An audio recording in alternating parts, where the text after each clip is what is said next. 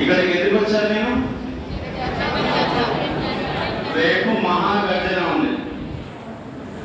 మీరు last class అయింది కదా, మీరు క్లాస్ అయిపోయిన చక్కగా అడిగి రావాలా. నైట్ మొత్తం ఇద్దరు పార్టీగానే ఉండాలి.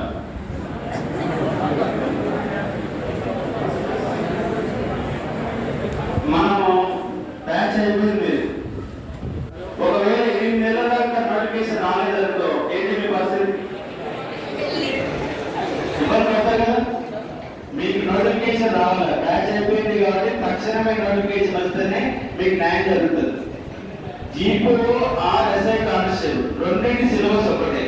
దేని ప్రిపేర్ అయినా కూడా ఒకటే ప్రిపరేషన్. మనకు నోటిఫికేషన్ వస్తే స్టడీ హాల్లో కూర్చొని సీరియస్ చేయడానికి అవకాశం ఉంటుంది. అది రాలేదనుకో సగం చదువుతారు, సగం రోడ్డు తిరుగుతారు, టైం అంతా పోతుంది. కాబట్టి ఇక్కడ ఎంతమంది ఉన్నారు? మీరు ఒక్కొక్కరు ఒక స్టడీ హాల్ అనుకోండి, ఒక్కొక్కరు ఒక హాస్టల్ అనుకోండి. అమ్మాయిలకు హాస్టల్ ఉంటారా? మీరు హాస్టల్లో నైట్ పోయినాక ఒక్కొక్క రూమ్ లో 5 ఉంటారు. ఒక్కొక్క అమ్మాయి 10 మందిని పట్టుకొచ్చే బాధ్యత మీరు. అర్థం సార్? మీరు రావడే కష్టం.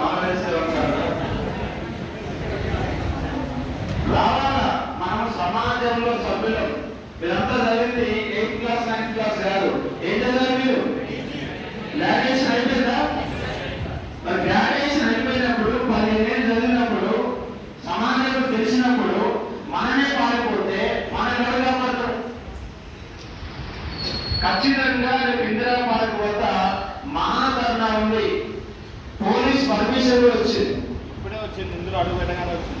పోలీస్ పర్మిషన్ కూడా ఉంది కాబట్టి మీరు చాలా మంది కోచింగ్ తీసుకుంటారు కాబట్టి మీరే రేపు మహాగర్జన నాయకత్వం వహించారు.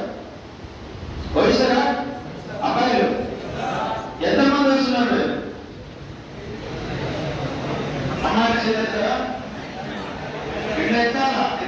సినిమా ఎందుకంటే నువ్వు కాబోయే ఎస్ఐ కానిస్టేబుల్ ఆ 100 మంది ఉన్న రోడ్డు మీద గల్లబట్టి తీసుకొచ్చేంత ధైర్యం ఉండాలా. భయపడితే కుదరని వాళ్ళ చాలా యాక్టివ్ ఉంటుంది. ఎక్కడ యాక్టివ్ ఉంటున్నారు? ఫోన్లలో యాక్టివ్ ఉంటున్నారు, ఫోన్లలో యాక్టివ్ ఉంటున్నారు. సమాజాన్ని పట్టించుకోలేదు. ఎవరికి ముందు నాకేది ఇవాళ అదే తయారయ్యారు. ఇవాళ ఇంత లక్షలు ఎవరు లేనప్పుడు ఉస్మానియా యూనివర్సిటీ కేసీఆర్ రావాలంటే భయపడలేదు. రాష్ట్రపతి వచ్చినా కూడా రాష్ట్రపతి మాట్లాడితే కేసీఆర్ అంటే మాట్లాడారు. అలాంటి కేసీఆర్ మాట్లాడకుండా సంప్రదాయంగా పోయి ఉస్మానియా యూనివర్సిటీకి వెళ్ళి ఒక ఉస్మానియా యూనివర్సిటీ అంటే పోరాటం మీద కనపడేది. 1 లక్షల మంది 1000 మంది ఉంటారు కానీ ఏ ఉద్యమాలు కనపడతాయి, ఏ సమాజం కనపడతలేదు. అసలు మీరు ఏం చదువుతుందో ఏం అర్థం కావట్లేదు. చదివైతే ఉద్యోగం ఒకటే ఏముండదా? ఓన్లీ ఎస్ఐ కానిస్టేబుల్ జాబ్ కొట్టేస్తే మీ పని అయిపోతుందా? అయిపోతుంది కదా. మీరు సమాజంలో సభ్యులు. మీరు ఒక ఊళ్ళో పోతే ఊళ్ళో మొత్తం కూడా ప్రభావితం చేసే స్థాయిలో ఉండాలా. ఈ సమాజాన్ని ప్రభావితం చేసే స్థాయిలో ఉండాలా. ఇక్కడ దాదాపు ఒక 300 మంది ఉన్నారు. రేపు మీరు తలుచుకుంటే ఒక 1000 మందిని తీసుకుని రాగలుగుతారు. తీసుకురావాలిరా? తీసుకొస్తారా? ఖచ్చితంగా రేపు క్లాస్ అయిపోయాక 10 స్టడీ హాల్ తిరగండి. మేము ఆల్రెడీ కొన్ని తిరిగాం. మీ స్టడీ హాల్ ఎంతమంది అంతమందిని 9 గంటలకు అందరికి పట్టుకొని తీసుకొని రండి. మీ లేడీస్ హాస్టల్ ఎంతమంది అంత పట్టుకొని రండి. బస్ కిరాయి ఉండేది అమ్మాయిలకు ఉన్నారా? ఏముంది మీకు? ఆధార్ కార్డే బస్ పాస్.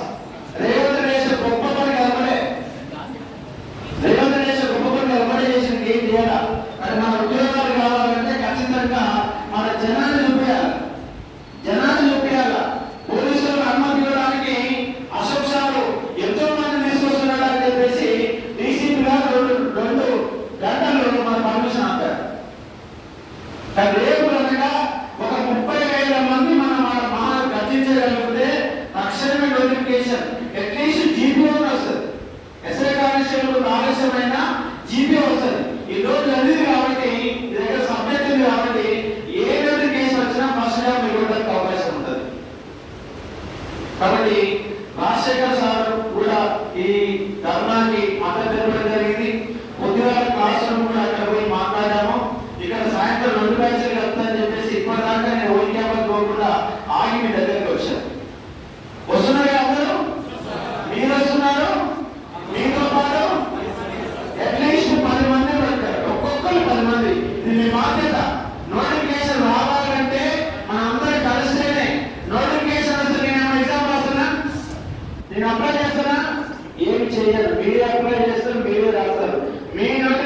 కోసం కొట్లాడుతున్నాం.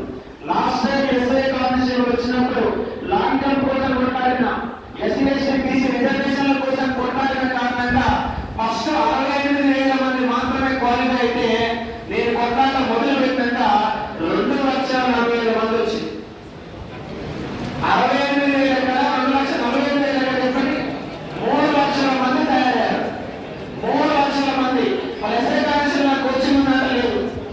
అయినా మీకోసం కొట్లాడిన, లాంగ్ టర్మ్ కోసం కొట్లాడిన, జీవో నెంబర్ 46 కొట్లాడిన. రేపు కూడా మీకు సమస్యలు ఉన్నాయి. ఏ సమస్యలు అంటే జీవో నెంబర్ 46, నల్గొండలో, హైదరాబాద్ లో నాన్ లోకల్, మహబూబ్ నగర్ లో నాన్ లోకల్, వరంగల్ లో నాన్ లోకల్. హైదరాబాద్ ఎవరు లోకల్ అవుతుందో సెటిల్ అయిన ఆంధ్రలో లోకల్ అవుతుంది, మనమే నాన్ లోకల్ అవుతున్నాం. జీవో నెంబర్ 46 తొలగించుకోవాల్సిందే ఎట్టి పరిస్థితుల్లోనైనా. మీ లాంగ్ టర్మ్ కూడా 4 మీటర్లు పెట్టారు, చాలా మంది డిస్క్వాలిఫై అవుతారు. 8 నెలలు క్లాస్ రూమ్ లో కోచింగ్ తీసుకొని తీరా గ్రౌండ్ పోతే, లాంగ్ టర్మ్ పోతే ఏంటి పరిస్థితి, ఎంత బాధ ఉంటుందో ఆ బాధ మాకు తెలుసు. కాబట్టి ఖచ్చితంగా ఈసారి 3.8 చేయాల్సిందే. చేయకపోతే అవసరమైతే 1000 మందితో ఆమరణ నిరాదీక్ష మొదలు పెడతాం. 3.8 కంపల్సరీ ఇవ్వాల్సిన కొట్లాడదాం. దాంతో పాటు ఏజ్ రిలాక్సేషన్ కూడా, ఏజ్ కోసం కూడా కొట్లాడే ప్రయత్నం చేద్దాం. ఎందుకంటే లాస్ట్ టైం నోటిఫికేషన్ దాదాపు 3 ఏళ్ళు అవుతుంది. పాత నోటిఫికేషన్ వచ్చి ఎగ్జామ్ పెట్టి గవర్నమెంట్ పెట్టేసరికి 2 ఏళ్ళు పట్టింది. ఈ గవర్నమెంట్ వచ్చి సంవత్సరాలు అయింది, 3 ఏళ్ళు నోటిఫికేషన్ దాకా. ఈ 3 ఏళ్లలో లాస్ట్ కోల్పోయిన వాళ్ళందరూ ఇబ్బంది పడతారు. ఏజ్ కోసం కూడా కొట్లాడతారు.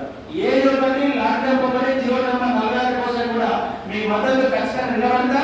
రేపు మీరందరూ అక్కడ కనబడితేనే, మీరు కనబడలేదనుకో నేను వదిలిపెట్టేస్తాను. నాకు చాలా పనులు ఉన్నాయి. అక్కడ పనులను వదిలిపెట్టి మేము దిగుతా ఉన్నాం. మీరే ఫోన్లలో ఎంజాయ్ చేసుకుంటా కాసేపు ఏదో ఆటోమేటిక్గా రోడ్ల సాయంత్రం ఛాయ్ తాగుకుంటా ఎవరైతే పోతే మాకేదన్నట్టుగా, సమాజంతో సంబంధం లేదన్నట్టుగా ఇవాళ యువత తయారవుతుంది. యువత మేల్కోవాలా, ఏదో కాలం చదవాలా, పేపర్ చదవాలా, సబ్జెక్టు బిడ్డగా ఒకటే కాదు, సమాజాన్ని చదవాలా. సమాజం చదివితేనే మనకి వ్యవస్థ ఏం జరుగుతుంది.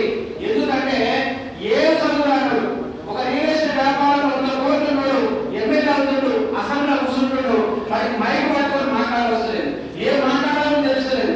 ఉన్నదంటే ఎమ్మెల్యే అని గొప్ప చెప్పుకోవడం కోసం పెద్ద పెద్ద కామెంట్లు తిరుగుతున్నాడు.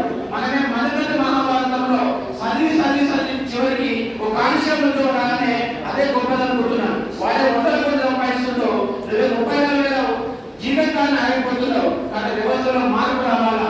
ఎన్నికల సంఘంలో మనమే విధానం వేసుకొని నీతి నిజాయితీగా వ్యవస్థకు ఉపయోగపడే వాళ్ళు ఎన్నికల విధంగా తయారుగా వస్తుంది. కాబట్టి అర్థం చేసుకొని రేపు ఖచ్చితంగా ఇక్కడ ఉన్న వాళ్ళు ప్రతి ఒక్కరు 10 మందిని తీసుకొస్తామని చెప్పేసి నాకు హామీ ఇస్తా ఉన్నారు.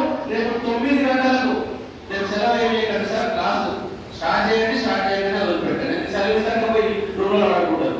ముద్ర లేవర్ ఫస్ట్ లేదా క్లాస్ లేకపోతే 9 అవుతుంది. అక్కడ తయారైంది. ఇప్పుడు పిల్లలు తయారవుతారు. ఆదివారం కోసం మా పిల్లలు 12 గంటలు లేస్తలేదు. ఇవాళ అంటున్నారు రోజు పొద్దున 6కి కావాలా, 5:30 లేవాలా, సండే వస్తున్నా మాకు రెస్ట్ అంటున్నారు. అది కష్టపడేది. క్లాస్ రూమ్ లో కూర్చోవడమే కష్టమైపోతుంది. అక్కడ తయారైంది వ్యవస్థ. కాబట్టి మా దాన్ని ఖచ్చితంగా మహాగఠనకు వస్తుందని చెప్పేసి భావిస్తా ఉన్నాను. ఈ అవకాశం కల్పించినటువంటి రాజశేఖర్ సార్కి ప్రత్యేక కృతజ్ఞతలు. సార్ కూడా బాధ్యత తీసుకొని సార్ తరఫున ఒక 1000 మందిని అక్కడ తీసుకొస్తుందని చెప్పేసి మేము భావిస్తా ఉన్నాం. ఎందుకంటే మీకెంత ఉపయోగమో మాకు అంతే ఉపయోగం, అదే కదా. కాబట్టి